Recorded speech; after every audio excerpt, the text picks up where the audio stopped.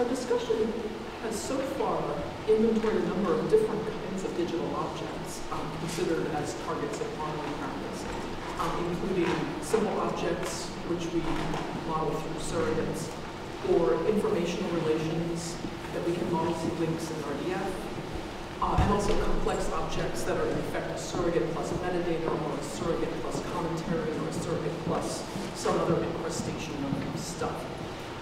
I'd like to focus here on another kind of modeling, which I'm going to call representations of intellectual systems. Thinking back to Alan Ranier's talk yesterday, I think what I mean by intellectual may be extending what he means by intentional. In other words, systems in which the system itself may be an object of scrutiny while in use, or in which, as Carrie Krauss put it, the noise we make, and I'm paraphrasing here, the noise we make while trying to communicate signal is itself of interest to us. And the TEI is an interesting example of such a system, and it's particularly interesting to me because it offers, I think, a formal way of modeling types of information that are pervasively present in scholarship and may be given a great deal of careful attention that results in detailed formal description, but have not typically been formalized as data in scholarly practice. So in other words, they've been formalized for use by humans, but not as computational processes. And what I'd like to do in this presentation is to take a closer look at the TEI as an intellectual modeling system and consider how it represents these kinds of complex vectors of information, and also how this information might be used more effectively in digital scholarship. So let's step back and think, what are we modeling when we encode a TEI document? And this is just sort of entering it into evidence, because I think most of us are already familiar with this system.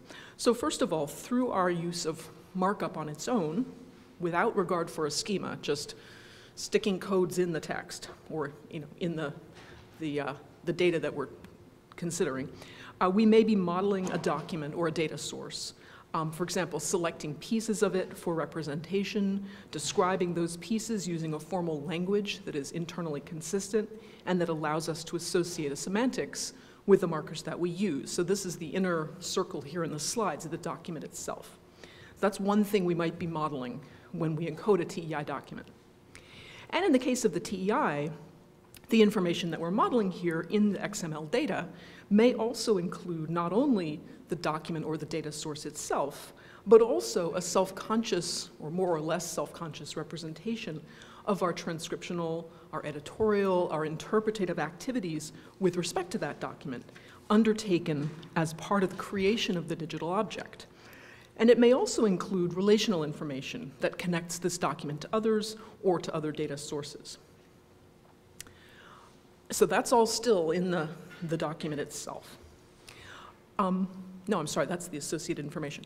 By using a markup system that has reference to a schema, so by using the TEI, by using a specific markup language, we're also modeling the type or genre of documents, and we have to acknowledge that both of those terms obviously deserve some scrutiny on their own that there isn't time for me to give here. But in other words, we're locating this document or this set of information within a system that identifies some documents as being the kind of documents we are modeling here, and by implication that there are others that fall outside of that category. So another way to put this is to say that we are modeling this document as an instance of a genre, whether or not, in some larger sense, it really is a member of that genre. In other words, we're sort of assimilating it or appropriating it to that genre and claiming ownership of it in that respect. So broadly speaking, we might term this domain as the document ecology, the set of characteristics that constitute the commonalities among this set of documents or this set of statements. And in this way, we're also modeling our own intentions with respect to that document, both on its own and as a member of the collection, whether implied or actual. So by making a claim that this document belongs in this class of documents, we also say that we will treat it as such. We will process it as such. We will read it as such. We will interpret it as such. And these statements also affect the information that will be made visible or accessible to other consumers of the data. the kinds of expressiveness, in other words, that the document can retain within the communicative system that we're setting up for it. And as we generate successive versions of such models, of such genres or such appropriations, we're also making claims with respect to that document projected through time. And at the same time, finally, these statements, these kinds of statements, always implicitly and sometimes explicitly have meaning in relation to other project statements about and treatment of their own documents. So the use of the TEI itself expresses an intention that the encoding of the document be intelligible within a larger system of meaning defined by the TEI. And the specifics of that use, so what elements are used, what elements are not used, what attributes, values are used, and so forth, also situates the encoding that we're doing within a spectrum of use, a very broad spectrum. So, is our encoding, comparatively speaking, a very detailed encoding or a very impoverished encoding? Does it have specific disciplinary affiliations?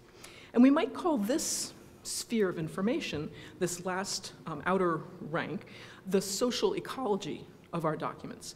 And in the TEI, this social ecology is expressed and accomplished through the ODD, the one document does it all system. The ways in which markup models documents and information about documents is, of course, familiar, and in the interest of time, I'm going to sort of set it aside, bracket it off, and I'd like to take a closer look at the schema and the ODD. So first of all, thinking about schemas, as Wendell Pease and Alan Liu have shown in detail, historically, schemas as constraint systems have typically arisen in process as a result of the need to regulate the manufacture of pieces of a work process independently and formally, rather than by seeing whether the work process itself results in a functional outcome. So for example, instead of waiting to assemble the lawnmower to find out whether it'll work, we test each individual piece against a gauge, and then we can discover the flaws and inefficiencies in the work process. So schemas help us regulate process.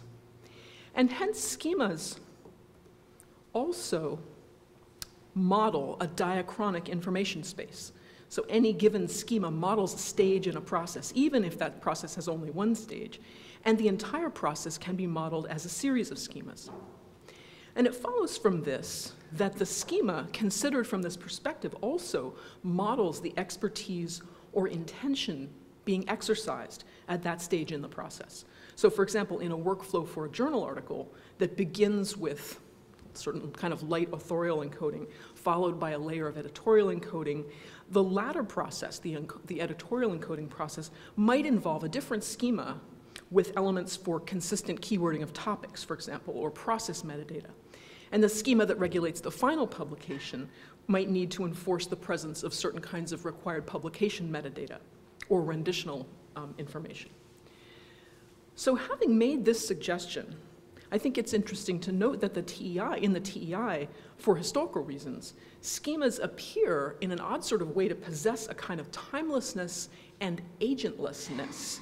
I should say, appear to the uninitiated, perhaps, or appear at a naive look, to possess a kind of timelessness or agentlessness, because the TEI is framed discursively. It's interposed into our sort of digital scholarly universe as if it represented a set of convictions about documents, philosophical convictions, rather than as a set of functional or processing requirements.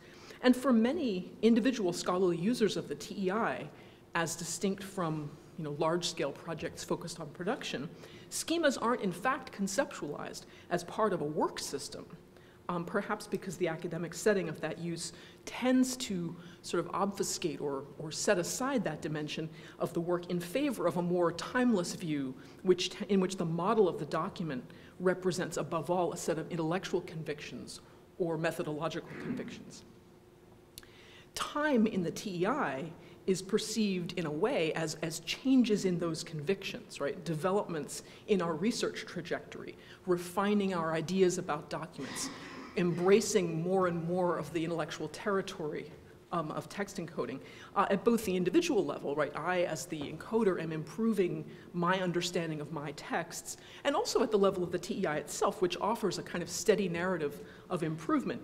The idea that we're, refining, we're developing new features, and so forth. There's a kind of even a nice technological progressivism there, going from P3 to P4 to P5 to P6, we assume.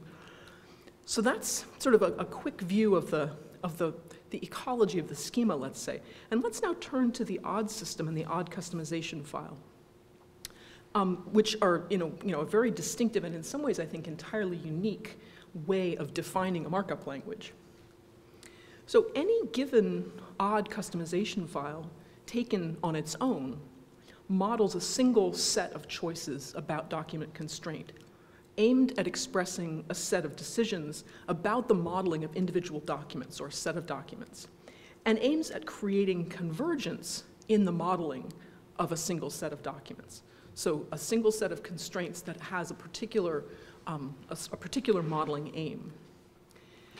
Any given customization file also models the delta, the difference, the vector of difference between our local situation and the TEI central, and multiple odd files taken together model divergences between multiple data sets. So as we increase the number of customizations we're looking at, we're also getting an increasingly complex view of the kinds of divergences that these customizations represent, and we can also look at the nature of these divergences. So these might be data sets from different projects, or they might be multiple stages in the development of a single data set, or stages in a workflow, or stages in the development of a project's thinking about how to model the data.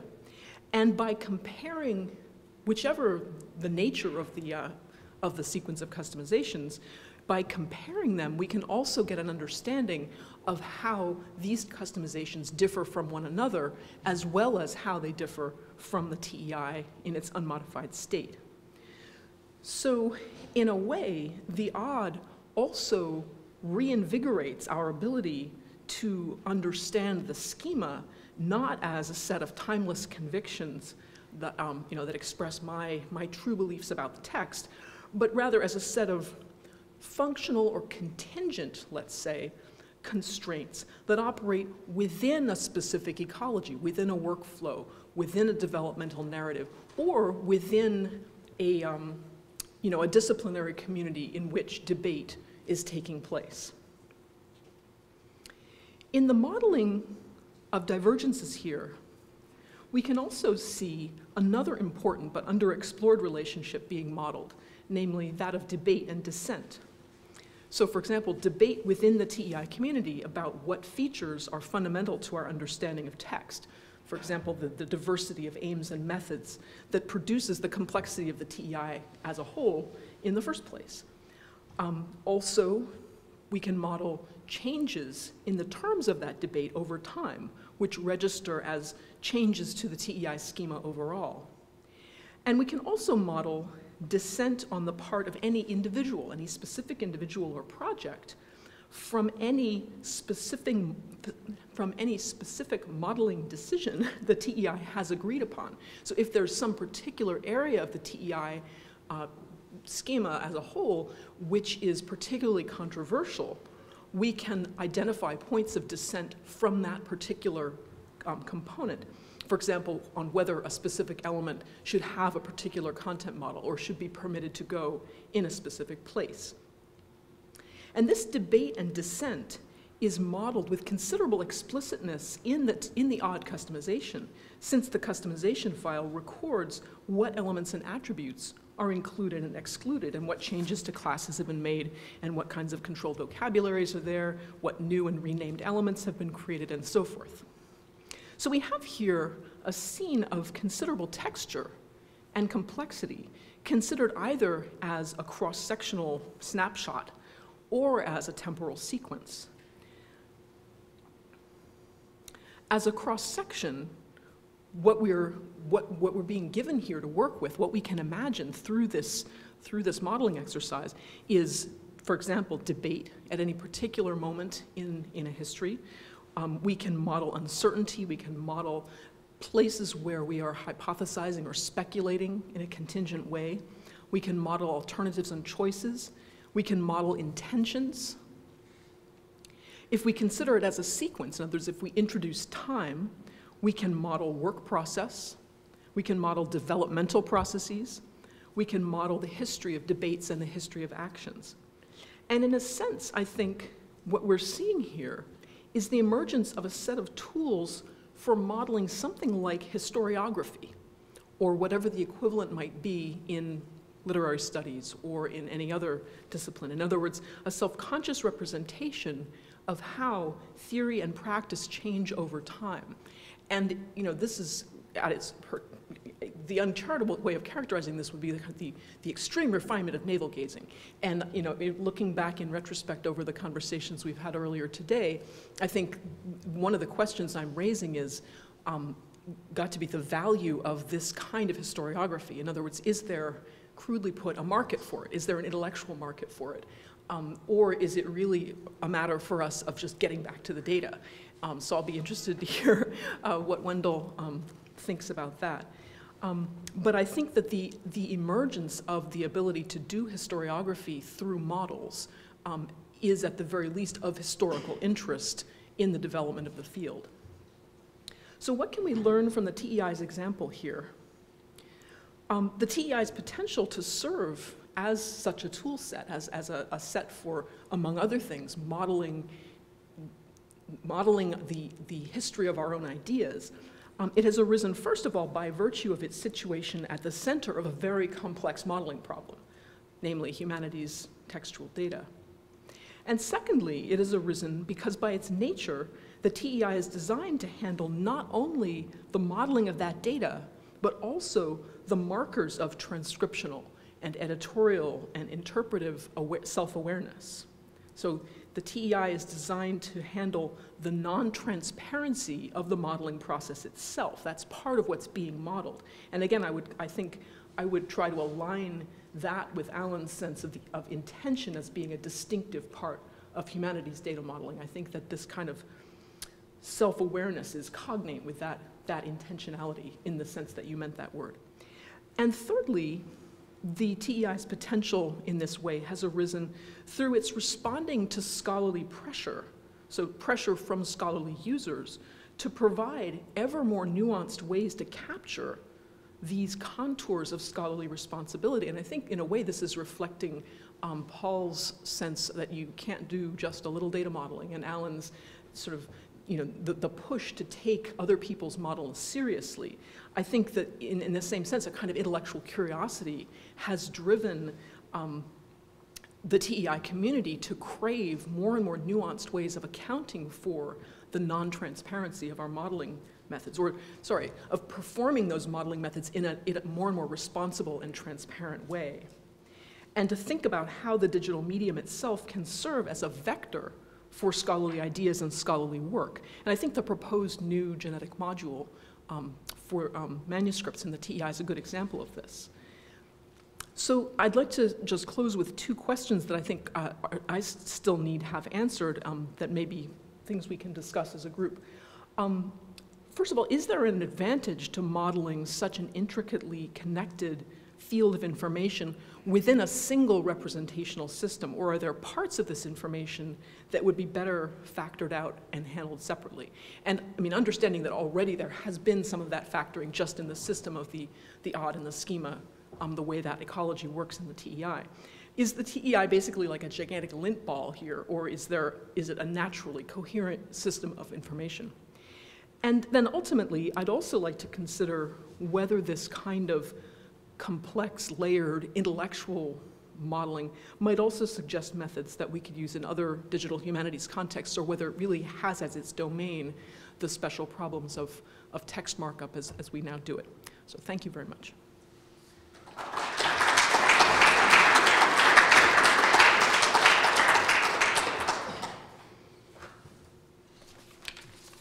Thank you very much. Very nice talk.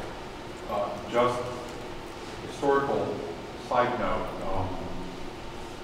in some ways, the odd system is, as far as I know, unique or at least unusual, but it's not unprecedented. It does have historical parallels in system maintenance practice. A great deal of it is based silently on lessons I learned from the system administrator at the first place I worked, and large parts of it are modeled very explicitly, at least explicit had in mind, on the methods used by Donald Knuth to separate local changes to tech and its related systems from changes he made. So the idea of defining a complex system by defining a set of changes on a base system which you do not touch is, as beautiful as it is, not one for which the TEI dare take credit. But I guess we get credit for having the good taste to follow Knuth's example. Logical conclusion. No, I certainly didn't want to give the TEI credit for that idea, but just to treat it as a kind of interesting case study, maybe. But hammering at that case study a little bit, you're expressing the idea that we can talk about our different, Paul and I can talk about our different modeling of similar or the same texts by talking about our odd files. Am I channeling that? Well, talking about suggests a purely human and probably inefficient process, sort of like talking about your subst elements instead of just saying, here's where Shelley deleted something. But I would say processing our odd files jointly. In other words, having some mechanism of doing some interesting computational comparison. And I'm wondering if there's any advantage to thinking about that computation and that comparison on the odd file instead, as opposed to thinking about that comparison on the schema that one generates from the odd file. Thinking at first blush that all that stuff in the big white circle that's the TEI that neither one of us has changed will fall out because it's the same. And maybe we just do better. What is it the TEI has gained us here by creating the indirection law? Well, less work. Well, I would say. Well, but we were talking about machine classes that can differ.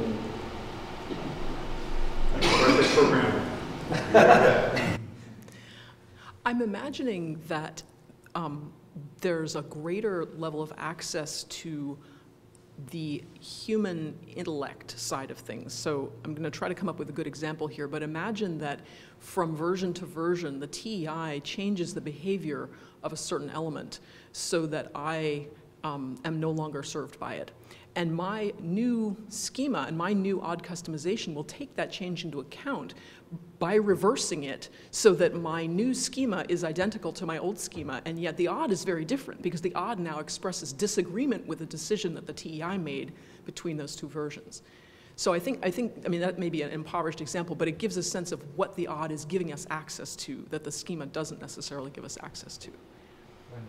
Yeah, I think to that specific question, I have more general responses also, but to that specific question, I think that the answer to Sid is pretty much along the lines of that odd was designed with the intention, with the premise that it was going to be more useful directly to the users than the schema that would be generated out of it. In other words, that layering is there, and you know this very well, right? I mean, that layering offers facility to the system as a whole for documentation and maintenance, and that's just the design premise of the odd. And we can question whether it succeeds in that and have a reasonable discussion about whether odd actually addresses these requirements. But that's a separate conversation. But I want to be clear. I wasn't doubting the utility of odd in itself for system maintenance or for difference from TI, but I was wondering about when we want to compare the differences in our systems, is it better to compare our odd files or better just to compare our schemas?